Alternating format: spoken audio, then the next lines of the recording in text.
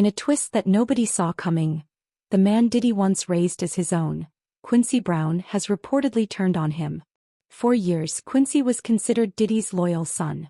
Though biologically the child of Al B. Sure and Kim Porter, Quincy was adopted and raised by Diddy, included in the family fold and seen at every major public event. Their bond looked unbreakable from the outside. But now, all of that has crumbled. Behind the scenes, rumors are circulating that Quincy has been quietly working with federal investigators. Sources close to the case say he may have been cooperating with the FBI for months, providing key information that helped prosecutors build the airtight indictment against Diddy. If true, this wouldn't just be a leak. It would be a betrayal, one that cuts to the core of the Combs family. Too, because this time around, Diddy was brought in first. He was brought in about a couple minutes after 2 p.m. today, and we were all kind of waiting to see. We had heard mumblings that his mom might be in courtroom, that we were waiting for the children, but then nothing happened. But then, in another twist and turn, the children do walk in, but this time it was a lot smaller bunch than it was the last time. So last time you're having all of Diddy's children, except with the exception of Love, who is just a 2-year-old child. So she wasn't at court, but you had all of Diddy's children there except Love. But this time around, you just had Justin Combs and Christian Combs, meaning that there was no Quincy there today. Delilah and Jesse weren't there. Chance wasn't there. And the caretakers of his younger children who aren't of age just yet, they were not present inside the courtroom as well today. People close to Diddy say he's completely shocked and emotionally devastated. He never expected this, and it's not hard to understand why. Diddy helped raise Quincy from a young age. He was there during his teenage years, mentored his career and gave him opportunities. But now, the same son he once protected may be the one who ends up testifying against him in court. This isn't just a celebrity scandal. It's a personal tragedy, playing out in front of the entire world. A father and son once inseparable, now on opposite sides of a courtroom. And for Diddy, this could be the moment everything starts to fall apart. As the investigation intensifies, the real question becomes, what does Quincy know? And what is he willing to say under oath? Because if the rumors are true, his words could be the final blow in a case already stacked with serious charges. And for Diddy, it may not just be about protecting his legacy anymore. It may be about a disgraced hip-hop mogul Sean Diddy Combs back in court today. The rapper appearing in a beige smock and pants for his pretrial hearing. Federal prosecutors are saying that they were on track to disclose all of the available evidence to the defense by the end of the year. Well, Diddy has been held at the Metropolitan Detention Center in Brooklyn following his arrest in September in a federal sex trafficking case. Last week, Combs abandoned what was his 4th attempt to get released on bail. Joining me for more on this is ABC News senior investigative correspondent Aaron Katursky. So, Aaron, I know you just essentially left that courtroom. So what do we know about today's hearing? Well, the prosecutors said they would disclose every piece of evidence that's in their possession by the end of the year. So by December 31st, the defense should have everything. And then the case is going to move toward trial in the spring of next year. Before that, the defense says it wants some clarity from the prosecutors about the scope of Combs's alleged criminal conduct, because right now, defense attorney Mark Agnifilo said the racketeering allegations that Combs faces, the defense believes are a little vague. Why Quincy flipped, family pain and silent trauma. To understand why Quincy may have turned on Diddy, we have to go back to a tragedy that's haunted this family for years. The sudden death of Kim Porter, Quincy's mother. A woman beloved in the industry and the heart of the Combs household. When Kim passed away in 2018 under mysterious circumstances, Quincy's world changed forever. The official story claimed she died of pneumonia, but behind closed doors, whispers of foul play never really stopped. Friends, fans, and even Kim's own family were suspicious. Some pointed fingers. Others stayed silent. But Quincy? He lived through it. He saw the tension building between his mom and Diddy in the months leading up to her death. He watched the breakdown in their relationship. And maybe, he saw more than anyone realizes. They're hunting this guy for major felonies. And Fiddy seems to be sitting on the sidelines cheering. Now, that could be for one or two reasons.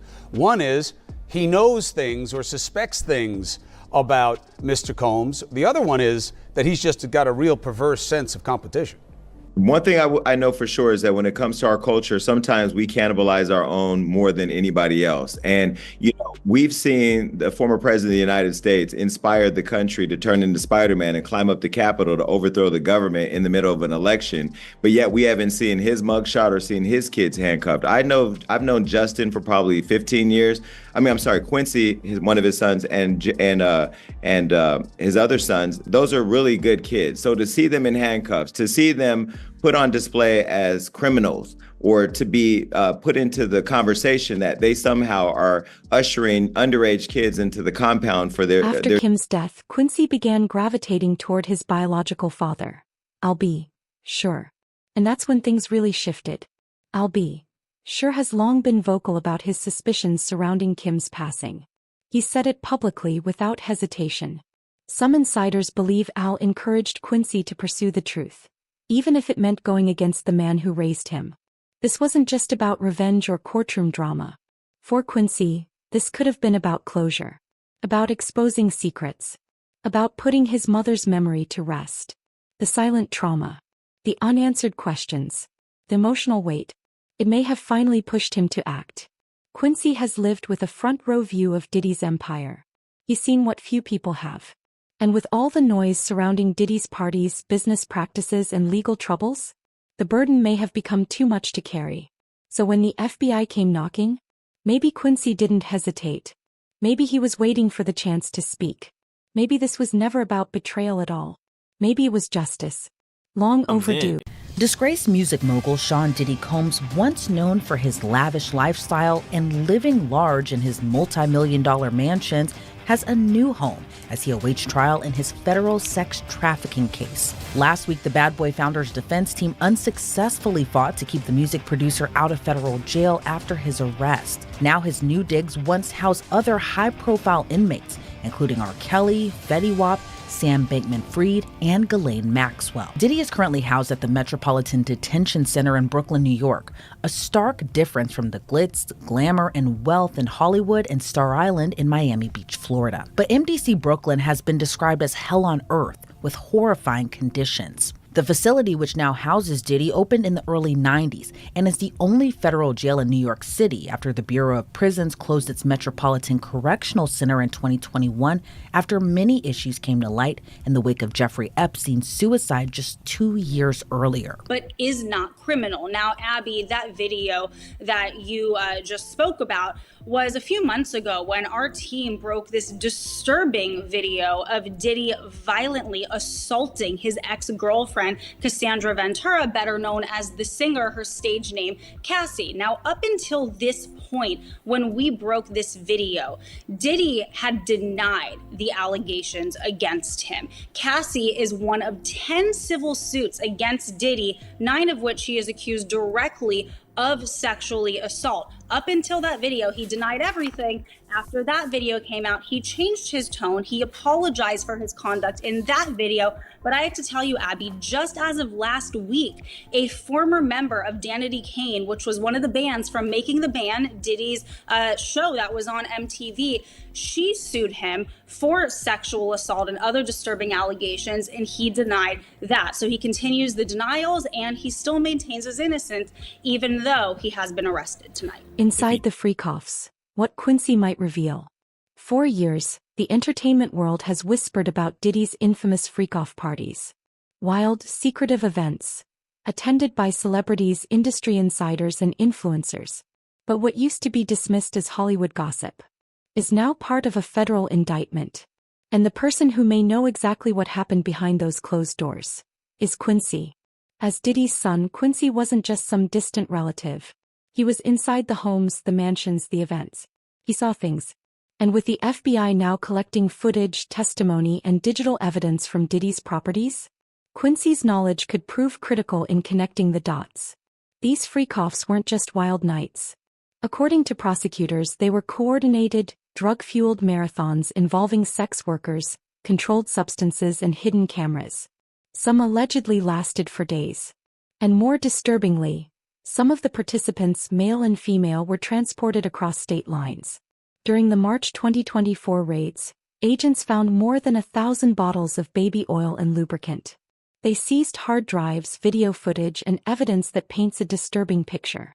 But evidence alone can only say so much.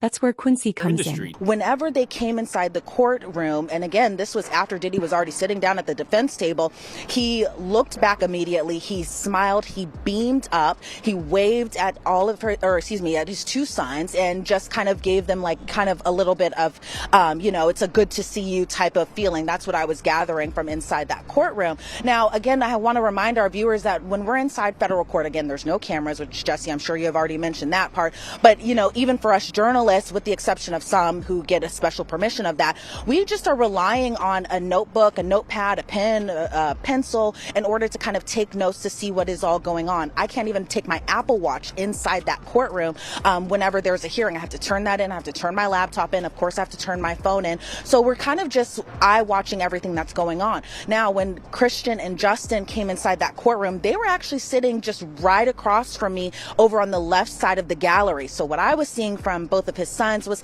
a little bit of leg shaking, what I perceived to be a little prayer right before the hearing had actually started as well too. But again, I think their focus was maintaining a good face for their father, being supportive of their father, which you expect at this point because they've attended pretty much all of the hearings so far, with the exception of that emergency hearing that happened, I believe, back in October now.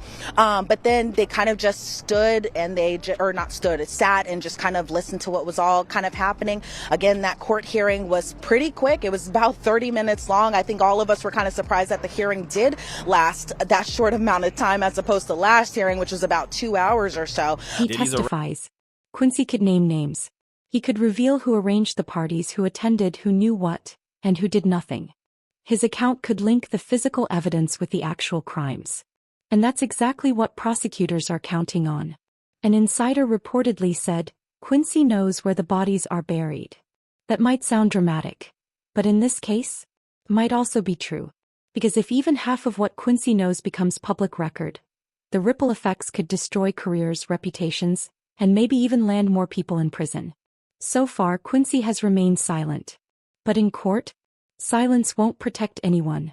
And when that moment comes, what he reveals could not only seal Diddy's fate, it could expose the dark side of an entire industry. So we are covering this live hearing that is happening downtown in federal court in Manhattan regarding Sean Diddy Combs. There was a hearing, short hearing between the prosecution, the defense, and the judge regarding evidence, regarding discovery in this case, and it seems it's progressing its way towards a May 5th, 2025 trial date, but I'm not going to talk about it myself. I want to bring on Elizabeth Milner, who is actually in that courthouse for us. Elizabeth, so good to see you. So two things for you. A, if you could briefly describe what the scene looked like, and more specifically, what did you observe of Sean Combs, who was in that courtroom? And B, what happened in court? What were the big takeaways?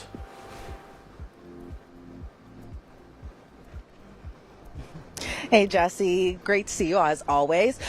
Today was a little bit different in that I got to the courthouse got inside the courthouse, I should say, about 15 minutes before 1 p.m. That shows you how early I was in there. And I was actually surprised to see less amount of journalists there kind of waiting for this hearing to get started. And so, comparing that to last hearing where it was just a ton of journalists just waiting to get inside that courtroom, this time was completely different in that it was probably about less than 20 journalists altogether. So when we were all kind of ushered up into the 15th floor this time as opposed to the top floor like the last hearing, it was a lot smaller courtroom, but still the similar makeup of the courtroom. So you have one side where it's going to be Diddy's family members, it's going to be the general public, maybe some extra defense lawyers or those who work for the defense side at least, kind of sitting over to the left side. And then on the right side where I was sitting, it's going to be all flooded with journalists as well as some other members of the prosecution team who kind of help with that case as well too. And so we all went up to the courtroom probably around 1:45 today. We're waiting to get this hearing started. It was interesting too because this time around, Diddy was brought in first. He was brought in about a couple minutes after 2 p.m. today, and we were all kind of waiting to see. We had heard mumblings that his mom might be in courtroom, that we were waiting for the children children, but then nothing happened. But then, in another twist and turn, the children do walk in, but this time it was a lot smaller bunch than it was the last time. So last time you're having all of Diddy's children, except with the exception of Love, who is just a 2-year-old child, so she wasn't at court. But you had all of Diddy's children there except Love. But this time around, you just had Justin Combs and Christian Combs, meaning that there was no Quincy there today. Delilah and Jesse weren't there. Chance wasn't there, and the caretakers of his younger children, who aren't of age just yet, they were not present inside the courtroom as well today. But his mom also wasn't in court today. So when Diddy came inside, it was still that standard issued MDC jumpsuit. He's wearing khaki. From that video of, I think that was obtained by Daily Mail back in September, of Diddy playing hacky sack in Central Park, to now he appeared just astonishingly thinner, which you can expect to be inside a federal detention center for a couple months now. A lot different from the luxury lifestyle that he was living before, but he appeared very noticeably thinner, and maybe being locked up in detention is starting to wear on him. He appeared grayer a little bit as well too, but again, he appeared just like how you would expect Diddy to appear for a hearing. He when he came inside the courtroom, he hugged his attorneys. He especially hugged Anthony Rico. Then he had hugged Alexandra Shapiro as well too, but then he kept kind of looking at the gallery. Now again, this was at a point where Diddy's sons Justin and Christian weren't inside the courtroom just yet, but instead, whenever they came inside the courtroom, and again, this was after Diddy was already sitting down at the defense table, he looked back immediately, he smiled, he beamed up, he waved at at his 2 sons, and just kind of gave them like kind of a little bit of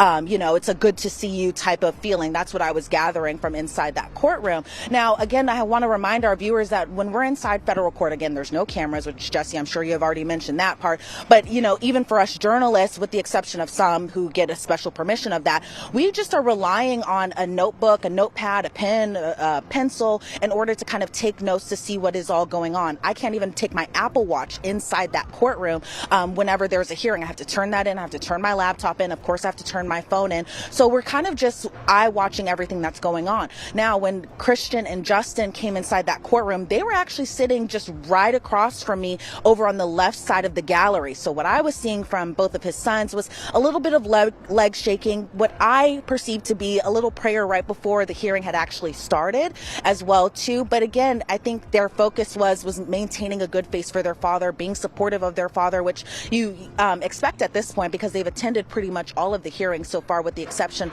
of that emergency hearing that happened, I believe, back in October now.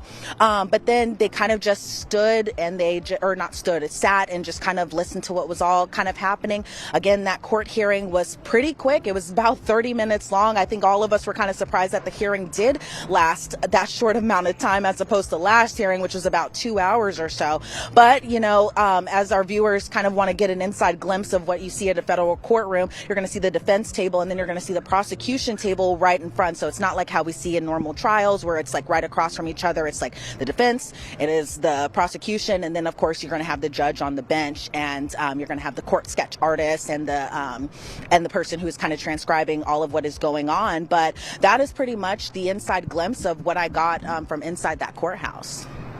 And just let's, and appreciate that. That's a really vivid description of what it looks like, because unfortunately we don't have cameras in that courtroom, and there's no cameras expected in that courtroom as this trial progresses, even though there are a lot of people watching this and following it. So just to go back, what were briefly some of the main takeaways about what happened today? What was the discussion about, and where are we left? Where does this case go? What was being decided between the prosecution, the defense, and ultimately the judge? Yeah, Jesse, was a lot of just discovery material, which isn't the most fun topic to really talk about, if we're being honest here a little bit. So a lot of things was just turning over evidence, what time frame that evidence will be turned in. And so from what, so the government says that they're on track to produce the discovery by the end of the year, meaning December 31st. They say the investigation is still ongoing. They said that they pulled all the text messages from Combs as well as victim 1 in this case. And then they're kind of proceeding as quickly as possible when it comes to that superseding indictment. So the government was trying to make it clear that, they are still in the process of doing the investigation. It still seems like the superseding indictment is still lingering on in the case. But it was also interesting, too, because because, you know, we have covered a number of stories about kind of the response from the defense side and kind of talking with the prosecution here. But I noticed whenever I was inside that courtroom that there was a lot of like chumminess going on. There was a lot of laughs, a little bit of giggles coming from Mark Agnifilo talking with the prosecutors right before the hearing had started. So they seemed, you know, you wouldn't think that they're in this kind of, you know, fiery battle or anything about the case. They seem pretty chummy. They seem very cordial. And they both sides seem to have respected each other in terms of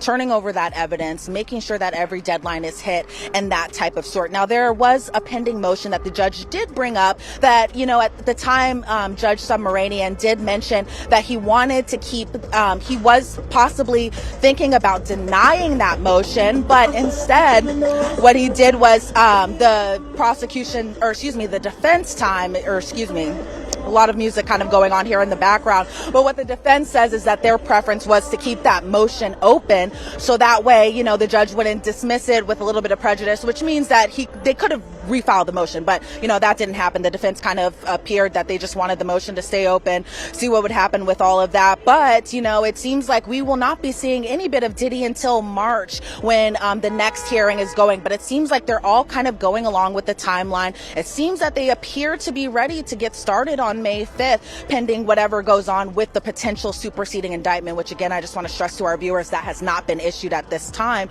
But it seems as though, you know, they're on track for a May 5th trial date. But again, also, you know, with this time frame given, that's 5 months, meaning 5 more months that Diddy is still behind bars until we kind of see how this entire trial plays out. But for the most part, that's what I gathered from this really quick hearing. Listen, Elizabeth, that is incredibly helpful, and also it's great that somebody drove by with a great taste in music as well. That's a side note, but I will say now we kind of know where this is going. I am still surprised this is headed towards a May trial date. We shall see what happens. Elizabeth Milner, thank you so much for going down to the courthouse, reporting back to us, and great reporting as always. Really appreciate it. Thanks, Jesse. All right. So we're going to take a quick break. Again, I want to thank my guests, Elizabeth Vulai and Safa Robinson-Ferrer, for coming on. Thank you both so much. Really appreciate it. Great insight and breaking down our questions and also the questions from our viewers. Stay with us. We're going to take a break. When we come back, we're going to get 2 more people on to break down some